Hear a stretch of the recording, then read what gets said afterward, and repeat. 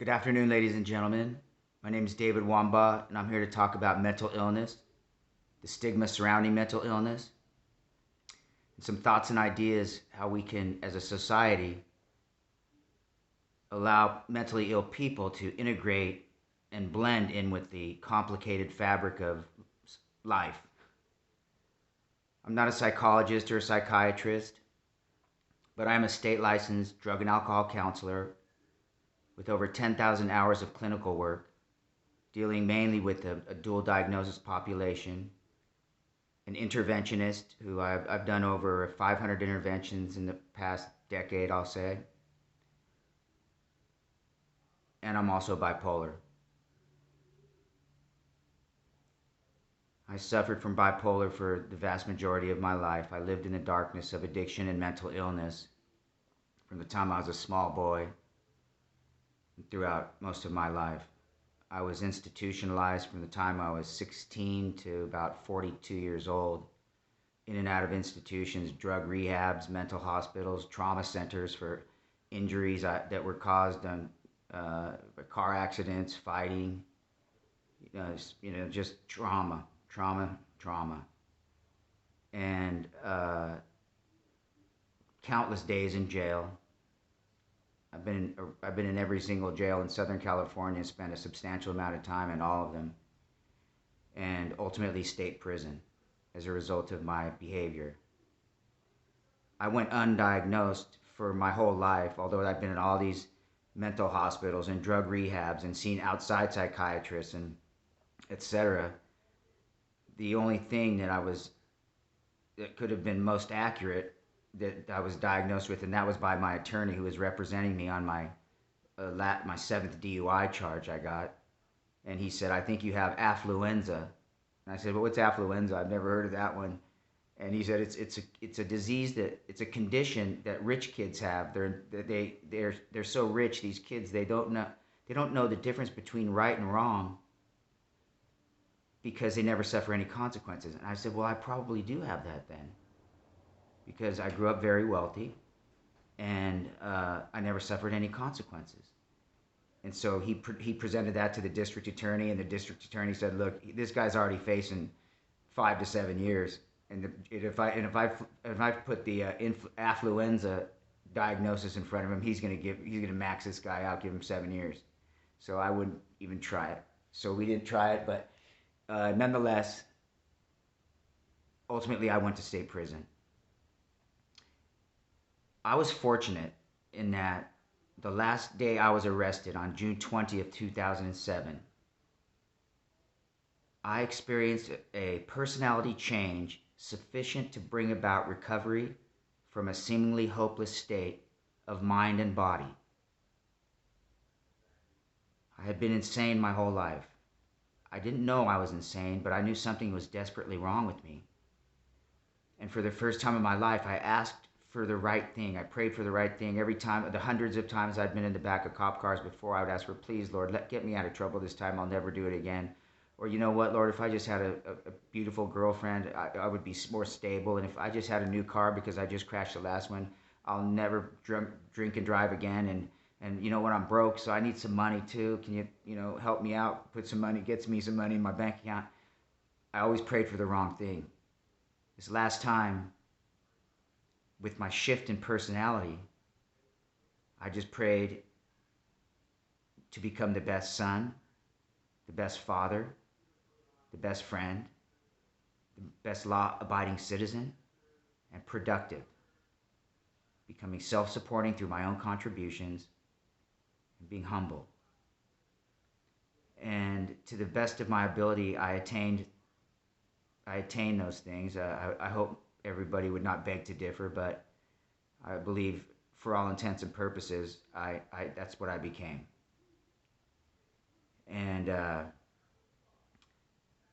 so my professional background in with mental illness is that after I got out of prison, I started working at a drug treatment facility, and I was doing interventions, and I doing after a couple of dozen interventions or so, I and flying back from New York or wherever I was doing the interventions at, and I would talk to the patients, engage with them, and And they would tell me their stories. As I said, they're mainly dual diagnosis, and I was like, man, I have a lot in common with that man or woman or boy or girl. And I was like, man, that's sort of scary. And I asked the medical director of the facility, who I'd actually been in treatment with before as a patient. I asked him, hey, doctor, you know what, I can identify with a lot of what these people say when I bring them back and I'm doing the intake on them. And I think I'm bipolar. And he said, you think you're bipolar? He said, David, you are the face of bipolar.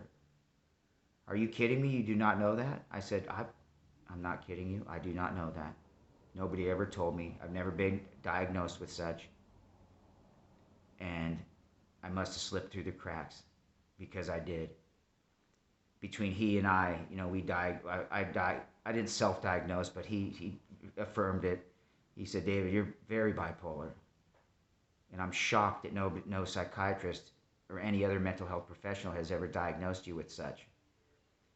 So that was a heavy blow to me because I sort of thought I was a garden variety alcoholic, just an underachiever and a egomaniac with an inferiority complex and just had sociopathic tendencies, and when I drank, and just a irresponsible, unaccountable, worthless piece of shit. And that's sort of what I thought I was, but the reality is that this whole time I've been bipolar, which explains to me, at least, thank God for my behavior. It doesn't give me an excuse. I'm not making that as my reason for being a scumbag my whole life, pretty much, but it's certainly attributed to my behavior. And it's been a hard road. So I both have the professional side and the personal experience. So I believe I am qualified to talk about this subject.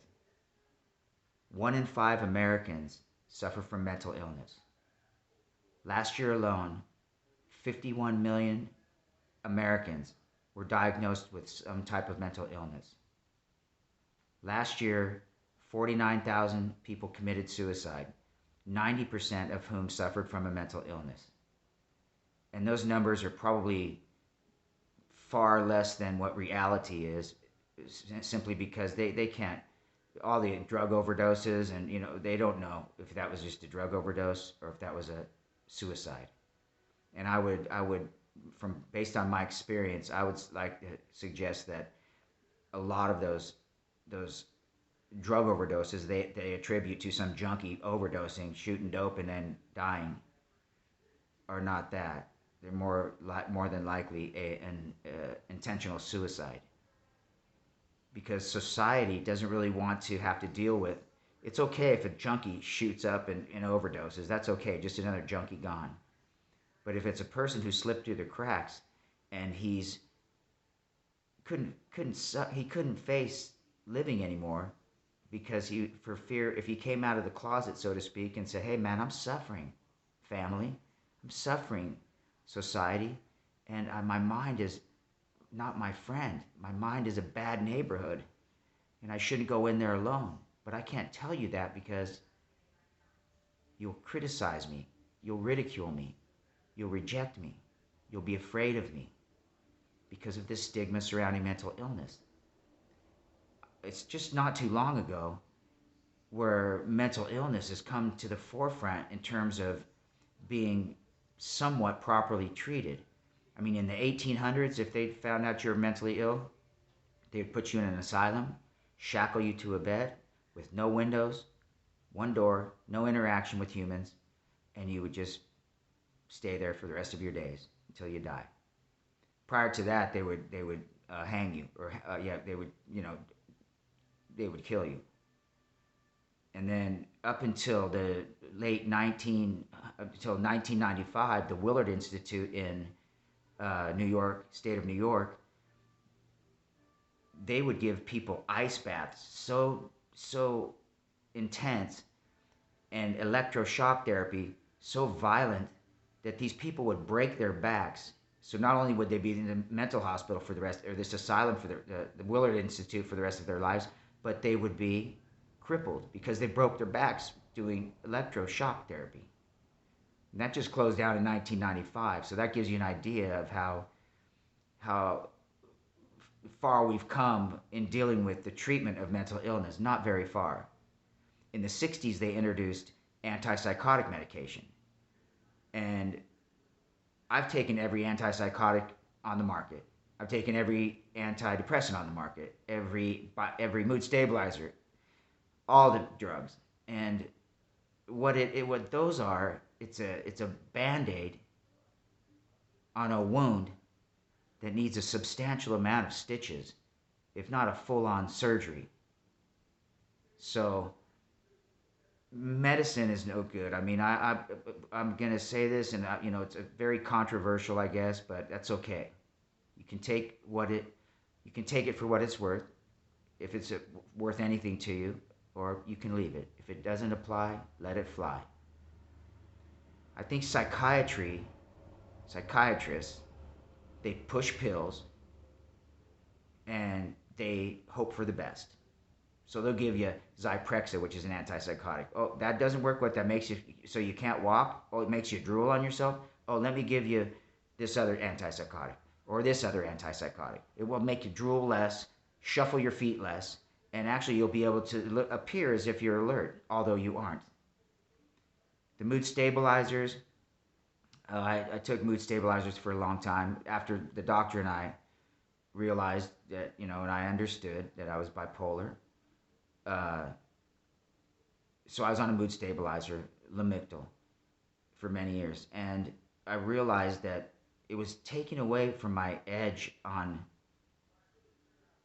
my awareness and my feelings. My feelings were dulled.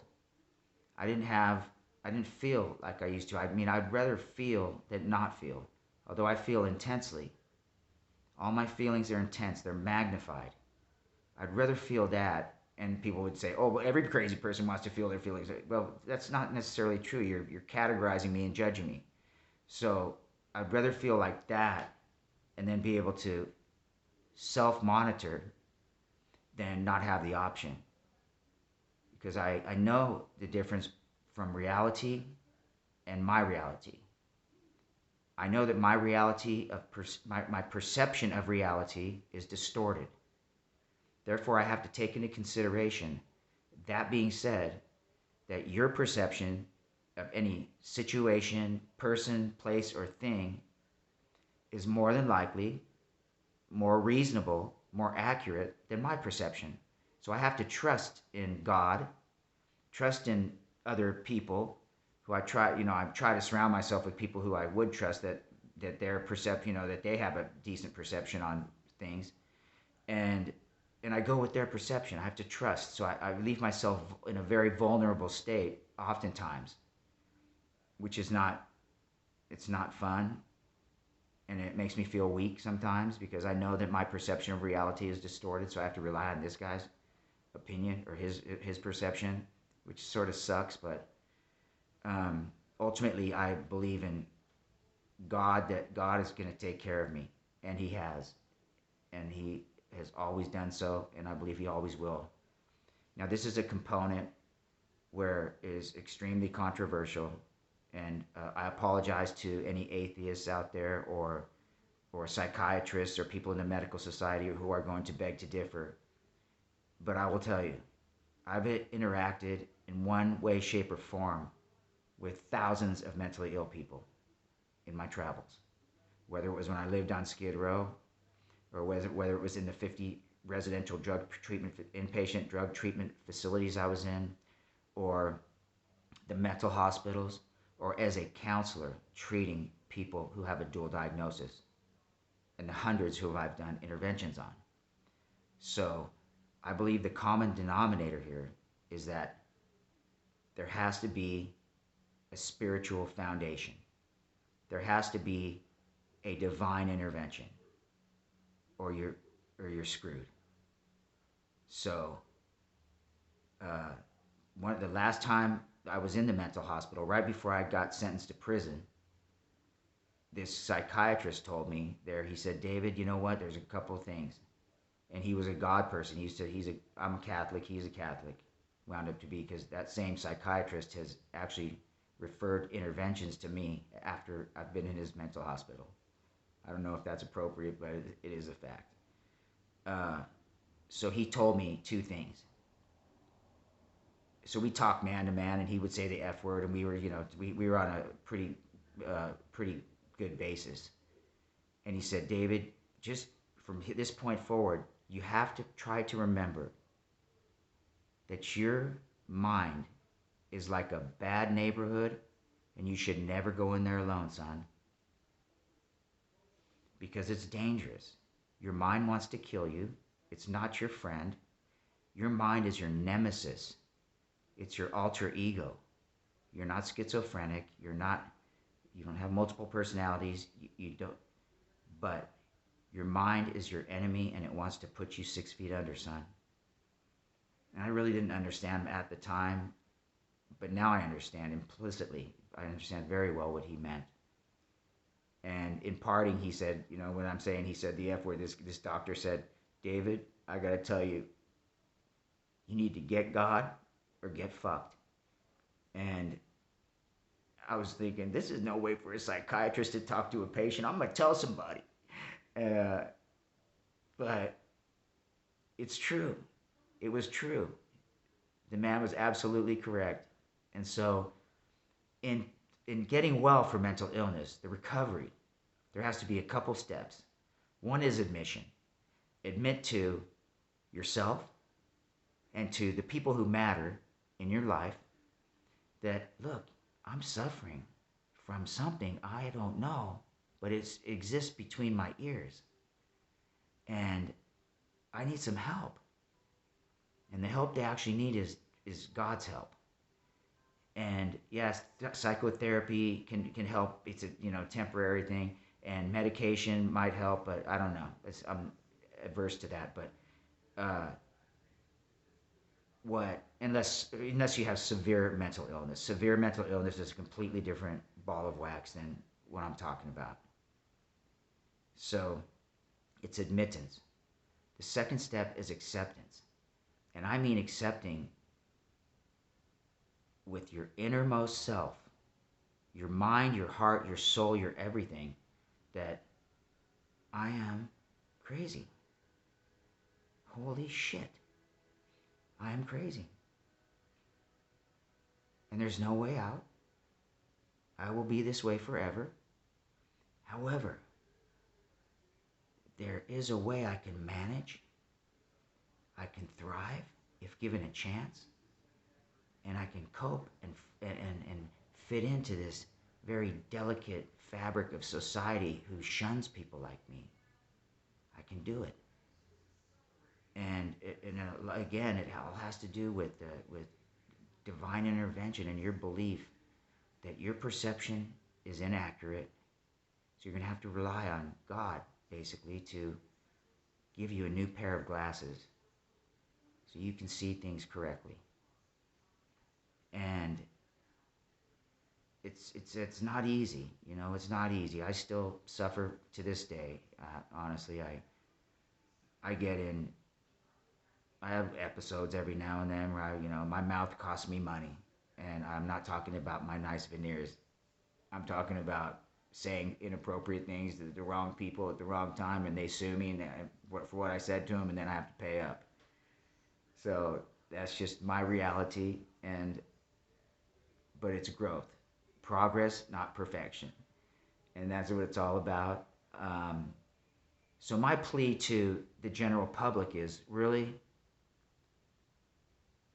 we are just like the black race, African Americans,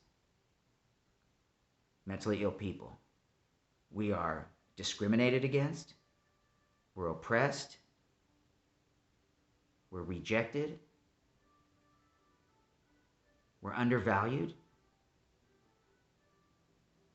and we're dismissed as not being a people.